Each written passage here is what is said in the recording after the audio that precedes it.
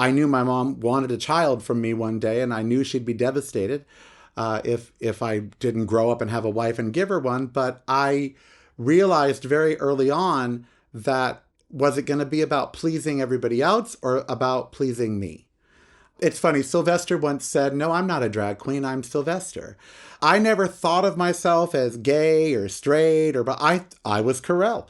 I was me, and I knew what I liked. And if that fit into this word, then okay.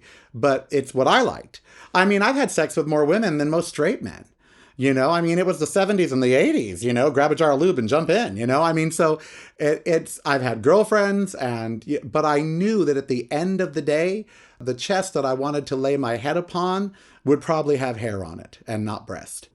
And then in high school, when I had the joy of seeing Harvey Milk debate the Briggs Initiative, and I saw this openly gay man, which we're not supposed to say openly gay anymore. So this out proud gay man on stage, winning a very tough audience over, being Harvey Milk, I knew in my gut.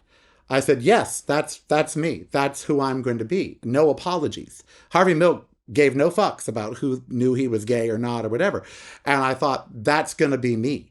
So I think there were always role models out there. We had to look for them, but they were there. When trans people talk about the new role models, I mentioned Christine Jorgensen. Today's trans people have no idea. Do you know who Christine Jorgensen is? No. She was famous in the 1950s and 60s, even had a Vegas show in the 70s. She was trans. This was a man who came out of the military, went to, I think, Copenhagen or somewhere, and was on the cover of Time magazine as a trans person. This is like in the 60s and 70s. And so Christine Jorgensen, was out there. There was a trans person that you could, relate to. And there were other people who were gay that didn't say they were gay, but were gay. And then in the 70s, with all these rock stars that decided they were going to be bi, Rod Stewart or David Bowie and this. So you had to look, but they were there. They were there subtly, quietly, maybe not as flag-waving as they are today, but they were there. And then it was important, role models were important. Streisand was one of mine. Here was a woman who was deemed too ugly for Hollywood, but made it in Hollywood anyway. Her mother wanted her to be an accountant or something, so she grew her nails long so she would never have to learn how to type. And I thought, that's how you have to do it. You have to be focused on who you are and what you want, and don't let anybody get in your way about it. And so having those influences, not that I didn't cry about it, not that I didn't have the moments of, why does it have to be me? And so dealing with it meant just being me, being who I was. I loved music. I loved arts, entertainment. Luckily, they tended to be more accepting of the LGBTQ community back then, still are.